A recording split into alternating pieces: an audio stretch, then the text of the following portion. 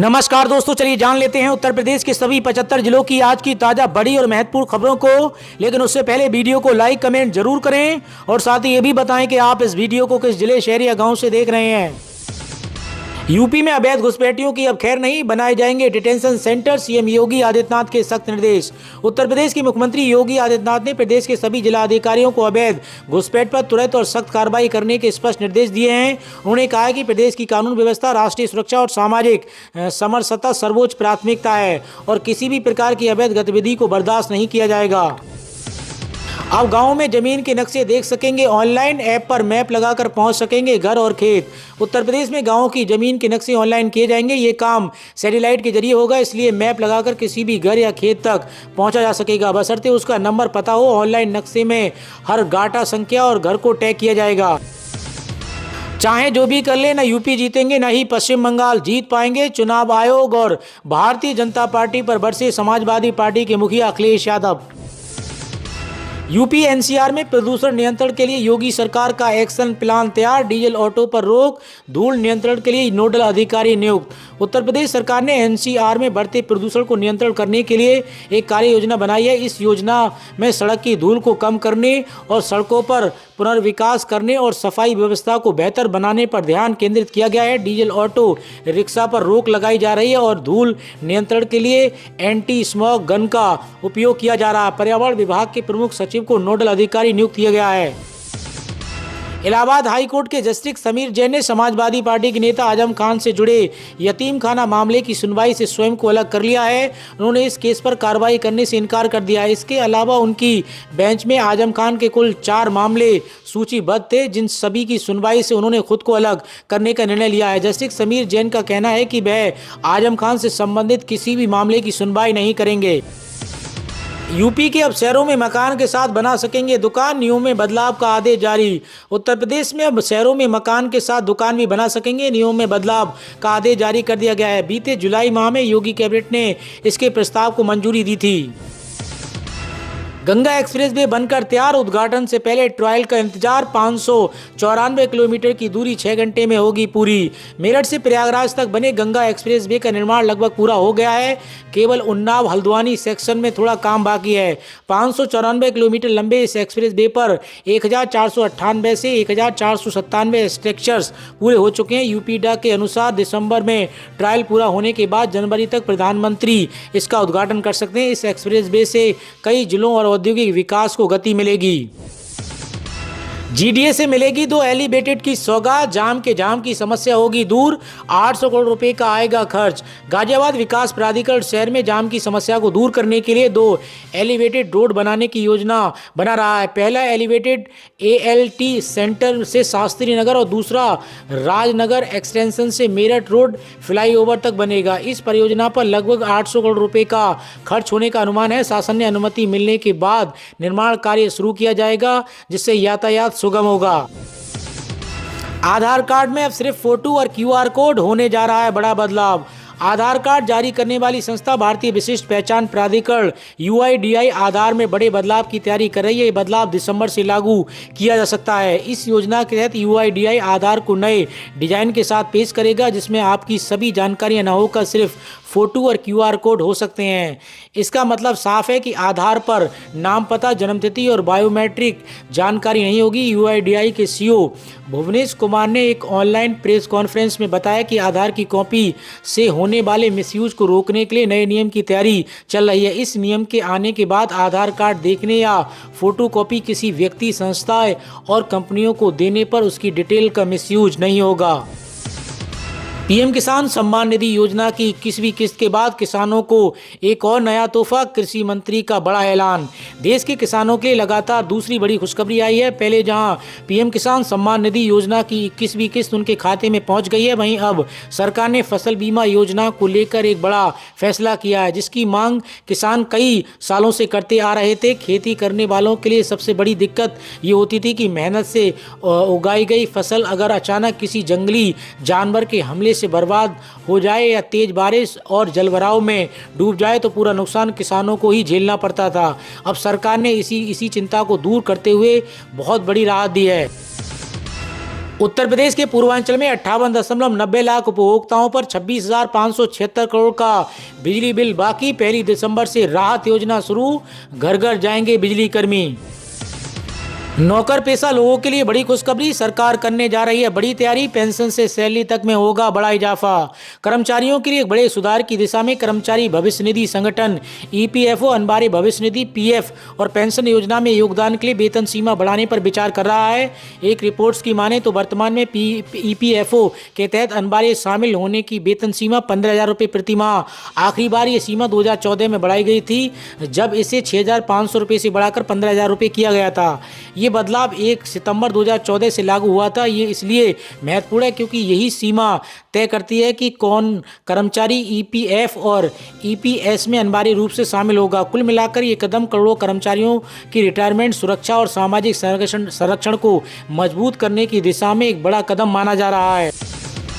उत्तर प्रदेश में एसआईआर के अंतर्गत कार्यरत कुछ बीएलओ के लिए खुशखबरी है। एसआईआर के बाद इन बीएलओ को परिवार के साथ घूमने का अवसर मिलेगा, जिसमें लंच और डिनर की व्यवस्था भी शामिल होगी। ये पहल बीएलओ के मनोबल को बढ़ाने और उन्हें प्रोत्साहित करने के उद्देश्य से की गई है। टीसीएस से 12,000 लोगों की छटनी के बाद अब टाटा की एक और कंपनी में कोराम, 50% कर्मचारियों की होगी छुट्टी। एडीओ के हाथों में अब ग्राम पंचायतों में विकास कार्यों का जिम्मा, लापरवाही मिलने पर होगी कड़ी कार्रवाई। उत्तर प्रदेश के उन्नाव जिले की 1037 ग्राम पंचायतों में विकास कार्यों की जांच अब एडीओ पंचायत करेंगे। स्वस्थ भारत मिशन समेत कई योजनाओं में खर्च के हो रहे धन के अनुसार विकास हुआ है या नहीं, ये देखा जाएगा। लापरवाही मिलने पर सचिवों के खिलाफ कार्रवाई होगी। कई पंचायतों में अनियमितताओं की शिकायतें मिली हैं, जिसकी जमीनी स्तर पर जाँच की जाएगी। प्रत्येक ब्लॉक के एडीओ पंचायत रिपोर्ट देंगे, जिसके बाद कार्रवाई होगी। अब नहीं करनी पड़ेगी भागदौड़, घर पर बैठे व्हाट्सएप पर मिलेगा जन्म मृत्यु प्रमाण पत्र। जन्म और मृत्यु प्रमाण पत्र बनवाने वालों को बड़ी राहत मिली है। अब उन्हें नगर निगम के चक्कर नहीं लगाने होंगे, घर बैठे ही वे जन्म और मृत्यु प्रमाण पत्र हासिल कर सकेंगे। उत्तर प्रदेश के आगरा में ये सुविधा शुरू हो चुकी। जन्म और मृत्यु प्रमाण पत्र बनवाने के लिए अब आपको नगर निगम के चक्कर नहीं लगाने पड़ेंगे। प्रमाण पत्र आवेदन के समय जिस मोबाइल नंबर का उपयोग किया गया होगा, प्रमाण पत्र सीधे उसी नंबर के व्हाट्सएप पर मिल जाएगा। जल्द यूरोप में भी चलेगा भारत का यूपीआई। रेस्तरां, होटल, दुकानों और टैक्सी हर जगह बिना झंझट के होगी पेमेंट।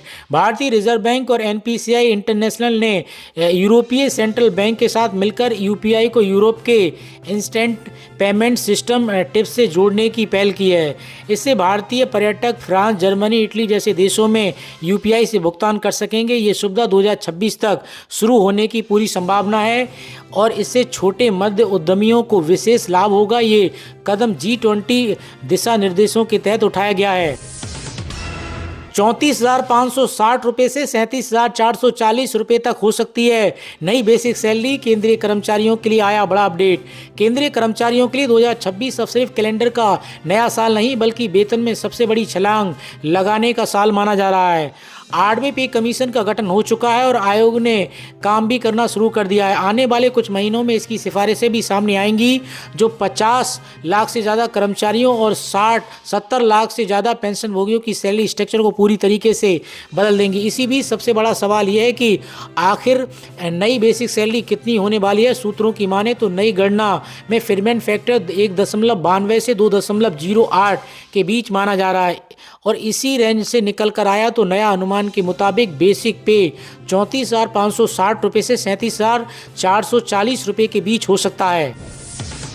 रोडवेज की बसों में ऐप से भी बुक कर सकेंगे सीट, मिलेगी लाइव ट्रैकिंग की सुविधा। उत्तर प्रदेश रोडवेज की बसों में अब मोबाइल ऐप से भी सीट बुकिंग और लाइव ट्रैकिंग की सुविधा मिलेगी। इससे यात्री को टिकट बुकिंग में आसानी होगी और बस स्टैंड पर इंतजार करने की ज़रूरत नहीं होगी। ये कदम डिजिटल इंडिया की ओर एक महत्वपूर्ण प्रयास है, जिससे यात्रियों को बेहतर अनुभव मिलेगा। आधार कार्ड के अनुसार खतौनी में अपना नाम ठीक करा सकेंगे किसान भाई। राजस्व परिषद की तैयारी तेज। राजस्व परिषद किसानों को उनके आधार कार्ड के अनुसार खतौनी में नाम संशोधित करने की सुविधा देने की तैयारी कर रहा है। खतौनी और आधार में नाम अलग होने के कारण कई किसानों को किसान सम्मान निधि का लाभ नहीं मिल पा रहा था। अब खतौनी और आधार से लिंक करने की प्रक्रिया शुरू की जा रही है ताकि ये समस्या दूर हो सके। यूपी विधान परिषद चुनाव 6 जनवरी को जारी होगी अंतिम मतदाता सूची। निर्वाचन आयोग ने जारी किया संशोधित कार्यक्रम। चुनाव आयोग ने उत्तर प्रदेश विधान परिषद के खंड स्नातक के 5 निर्वाचन क्षेत्रों में लखनऊ, वाराणसी, आगरा, मेरठ व इलाहाबाद, झांसी और खंड शिक्षक के 6 निर्वाचन क्षेत्रों में लखनऊ, वाराणसी, आगरा, मेरठ, बरेली, मुरादाबाद व गोरखपुर, फैजाबाद की मतदाता सूचियों को नए सिरे से तैयार किए जाने को लेकर संशोधित कार्यक्रम जारी किया है। फाइनल मतदाता सूची का प्रकाशन 6 जनवरी को होगा। योगी सरकार की नीतियों से आर्थिक गतिविधियों का हो रहा है विस्तार। टू व्हीलर बाजार छू रही हैं नई ऊंचाइयां। उत्तर प्रदेश में योगी सरकार की नीतियों से आर्थिक गतिविधियां बढ़ रही हैं, जिसका असर टू व्हीलर बाजार पर दिख रहा है। राज्य में टू व्हीलर की बिक्री में वृद्धि है जो सरकार की नीतियों और बुनियादी ढांचे के विकास का परिणाम है। निवेश बढ़ने से रोजगार के अवसर भी बढ़े हैं। सीएम मेगा सिटी के तहत कानपुर में बनेंगे 4 नए औद्योगिक क्षेत्र। कई गांवों में होगा जमीन का अधिग्रहण। उत्तर प्रदेश सरकार कानपुर को मेगा सिटी बनाने के लिए 4 नए औद्योगिक क्षेत्र स्थापित करेगी। इसके लिए गांवों में भूमि अधिग्रहण किया जाएगा। इस परियोजना का उद्देश्य रोजगार बढ़ाना और कानपुर को एक प्रमुख औद्योगिक केंद्र बनाना है। सरकार किसानों को उचित मुआवजा देगी और कानपुर के विकास के लिए प्रतिबद्ध है। युवाओं के लिए बड़ी खुशखबरी। सीएम योगी के आदेश पर बनेगा एम्प्लॉयमेंट जोन, नौकरी के आएंगे बड़े अवसर। उत्तर प्रदेश के मुख्यमंत्री योगी आदित्यनाथ के निर्देश पर 100 एकड़ जमीन बरेली प्रशासन तलाश कर रहा है। इसे एम्प्लॉयमेंट जोन रोजगार क्षेत्र बना दिया जाएगा, जिसमें बरेली के आसपास सटे हुए लगे हुए जिलों के बेरोजगार युवाओं को रोजगार देने का काम किया जाएगा। एआई आधारित 400 सीसीटीवी कैमरे की निगरानी में होगा माघ मेला। 800 हेक्टेयर में बसेगा मेला।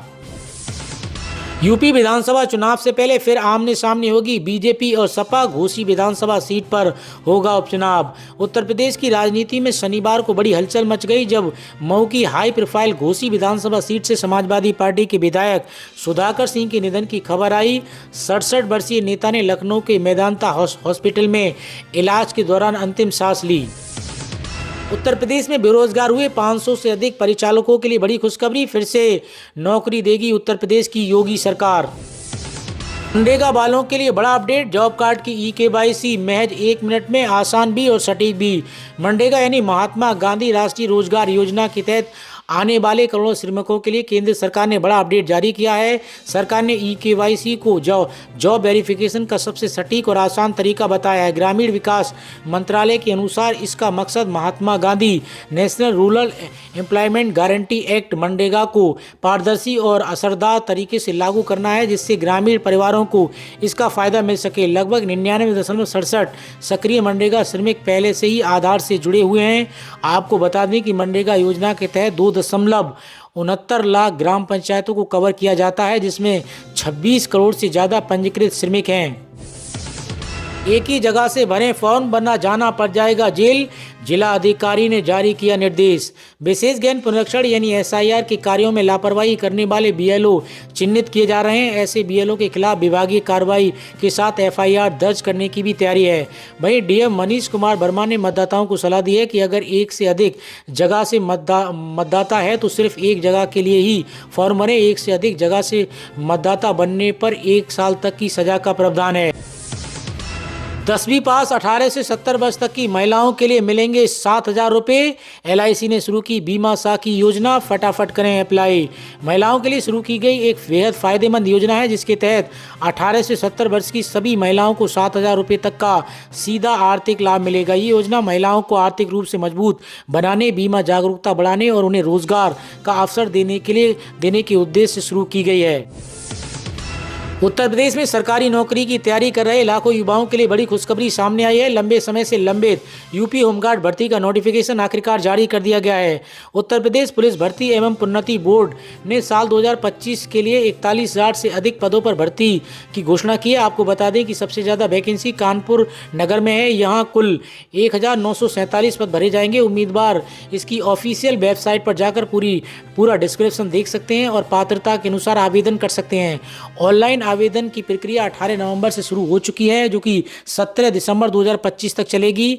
आवेदन करने से पहले सभी उम्मीदवारों के लिए वन टाइम रजिस्ट्रेशन यानी OTR पूरा करना जरूरी है। इसके लिए अभ्यर्थियों को आधिकारिक वेबसाइट पर जाकर क्रिएट अकाउंट विकल्प चुनना होगा। या ईमेल आईडी और मोबाइल नंबर दर्ज करने पर OTP से वेरिफिकेशन किया जाएगा। वेरिफिकेशन के बाद उम्मीदवार अपनी व्यक्तिगत जानकारी भरकर पासवर्ड सेट करेंगे। प्रक्रिया पूरी होने पर रजिस्ट्रेशन ID और पासवर्ड जनरेट हो जाएगा, जिसे सुरक्षित रखना जरूरी है क्योंकि इसी के आधार पर आगे के आवेदन की प्रक्रिया पूरी की जाएगी। इस हफ्ते सोने चांदी के दाम में गिरावट रही। सोना 1648 रुपये से गिरकर 1.23 लाख पार आया। चांदी 8238 रुपये से कम होकर 1.51 लाख प्रति किलो बिक रही है। इस हफ्ते सोने चांदी के दामों में गिरावट रही। India Boolean and jewellers association के अनुसार पिछले शनिवार यानी 15 नवंबर को सोना 1,24,794 रुपये पर था, जो अब 1,23,196 रुपये प्रति 10 ग्राम पर आ गया है। यानी इस हफ्ते इसकी कीमत 1,648 रुपये कम हुई है। वहीं चांदी की कीमत की बात करें तो पिछले शनिवार को 1,59,367 रुपये पर थी, जो अब 1,51,129 रुपये प्रति किलोग्राम पर आ गई है। इस तरह इस हफ्ते इसकी कीमत 8,238 रुपये से घटी है। 17 अक्टूबर को सोने ने 1,30,874 रुपये और 14 अक्टूबर को चांदी ने 1,78,100 रुपये का ऑल टाइम हाई बनाया था। गाजियाबाद में बनेगा यूपी का पहला अंतर्राज्यीय बस टर्मिनल। एयरपोर्ट जैसी आधुनिक सुविधाओं से होगा लैस। गाजियाबाद का साहिबाबाद बस अड्डा PPD मोड में विकसित होने के बाद अंतर्राज्यीय बस टर्मिनल बनेगा। यहां से उत्तर प्रदेश के अलावा बिहार, उत्तराखंड, राजस्थान, नेपाल के लिए भी बसें मिलेंगी। 161 करोड़ की लागत से बनने वाले इस बस अड्डे पर हवाई अड्डे जैसी आधुनिक सुविधाएं होंगी। अधिकारियों का दावा है कि ये प्रदेश का पहला अंतर्राज्यीय बस अड्डा होगा। जमीन का झगड़ा होगा खत्म। यूपी में गांव के घर और खेतों के नक्शे होंगे। ऑनलाइन एक क्लिक से मिलेगा फुल डिटेल। प्रारंभिक परीक्षणों में 15 से 30 सेंटीमीटर तक की एक्यूरेसी दर्ज की गई है, जो जमीन की पहचान को लगभग त्रुटिहीन बना देती है। इस नई व्यवस्था के तहत ऑनलाइन नक्शे में हर गाटा संख्या, खेत और घर को टैग किया जाएगा। विश्व स्तरीय इंफ्रास्ट्रक्चर से यूपी बन रहा लॉजिस्टिक्स हब। दादरी में मल्टी मॉडल पार्क से राज्य को मिलेगी आर्थिक रफ्तार। उत्तर प्रदेश की योगी सरकार उत्तर प्रदेश को लॉजिस्टिक हब बनाने के लिए प्रतिबद्ध है।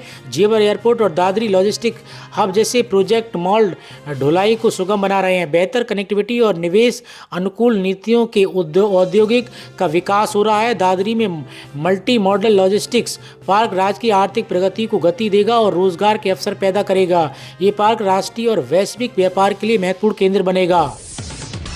नए लेबर कोड में IT एम्प्लॉइज के लिए बड़ा तोहफा। हर महीने 7 तारीख तक आ जाएगी सैलरी। नए लेबर कोड्स में नाइट शिफ्ट में काम करने वाली महिलाएं एम्प्लॉइज की सुरक्षा के खास प्रावधान शामिल हैं। साथ ही इसके जरिए समान काम के लिए समान वेतन का सिद्धांत लागू कर दिया गया है। इसका मतलब यह है कि पुरुष और महिला की सैलरी में किसी भी तरीके का फर्क नहीं होगा। 17 जिलों के 21 राजकीय इंटर कॉलेज में बनेंगे मिनी इंडोर स्टेडियम। प्रत्येक स्टेडियम पर 4.92 करोड़ रुपए होंगे खर्च। उत्तर प्रदेश के 17 जनपदों के 21 राजकीय इंटर कॉलेजों में जल्द ही अत्याधुनिक मिनी इंडोर स्टेडियम का निर्माण होगा। राज्य सरकार ने इसकी मंजूरी दे दी है। इस परियोजना पर लगभग 50 करोड़ रुपए की लागत आएगी। प्रत्येक स्टेडियम के निर्माण पर 4.92 करोड़ रुपए खर्च किए जाएंगे। निर्माण कार्य के लिए कार्यदायी संस्था चिन्हित कर ली गई है और प्रत्येक स्टेडियम के लिए 2.16 करोड़ रुपए की पहली किस्त जारी कर दी गई है। 2003 की मतदाता सूची में नाम नहीं है तो बेफिक्र रहें, मगर अलग अलग फॉर्म जमा करने पर हो जाएगी FIR। उत्तर प्रदेश के चंदौली जिले में विशेष गहन पुनरीक्षण अभियान के अंतर्गत BLO द्वारा 1.90 लाख से अधिक फॉर्म ऑनलाइन अपलोड किए गए हैं। जिलाधिकारी चंद्रमोहन गर्ग इस प्रक्रिया की निगरानी कर रहे हैं। 2003 की मतदाता सूची में नाम न होने पर भी नाम नहीं काटा जाएगा। SIR फॉर्म भरना होगा। नाम बरकरार रखने के लिए 13 दस्तावेजों में से एक जमा करना होगा। गाजीपुर के किसान भाइयों के लिए बुरी खबर, नहीं मिलेगी PM किसान सम्मान निधि योजना की अगली किस्त। उत्तर प्रदेश के गाजीपुर में किसान फार्मर रजिस्ट्री कराने में रुचि नहीं ले रहे हैं। कई कवायद के बाद भी अब तक 45.17% किसानों ने फार्मर रजिस्ट्री नहीं कराई है, जबकि 100% किसानों को लगातार विभागीय अधिकारी फार्मर रजिस्ट्री कराने के लिए अपील कर रहे हैं। गाजीपुर के 4,76,000 किसान प्रधानमंत्री किसान सम्मान निधि के लिए विभाग में पंजीयन कराए हैं, जिसके बाद विभागीय अधिकारियों ने किसानों को जागरूक करते हुए बताया है कि फार्मर रजिस्ट्री कराने के बाद ही PM किसान सम्मान निधि योजना का लाभ मिलेगा। यूपी में हर सीट पर 50,000 से ज्यादा वोट काटने की साजिश, अखिलेश का बीजेपी और चुनाव आयोग पर हमला। समाजवादी पार्टी के राष्ट्रीय अध्यक्ष अखिलेश यादव ने आरोप लगाया है कि भारतीय जनता पार्टी सरकार और चुनाव आयोग मिलकर साजिश के तहत उन विधानसभा क्षेत्रों में स्पेशल इंटेंसिव रिवीजन यानी SIR के बहाने 50,000 से अधिक वोट काटने की तैयारी कर रहे हैं, जहां 2024 में लोकसभा चुनाव में समाजवादी पार्टी और इंडिया गठबंधन को जीत मिली थी। अखिलेश यादव सपा प्रमुख मुख्यालय में अपने पिता एवं पार्टी संस्थापक मुलायम सिंह यादव की जयंती पर आयोजित कार्यक्रम के दौरान पत्रकारों से बातचीत कर रहे थे। अखिलेश यादव ने दावा किया कि ये जानकारी मिली है कि उत्तर प्रदेश और पश्चिम बंगाल में बीजेपी ने चुनाव आयोग के साथ मिलकर बड़ी तैयारी की है। उन्होंने आयोग से मांग की है कि उत्तर प्रदेश में SIR प्रक्रिया के लिए समय और बढ़ाया जाए।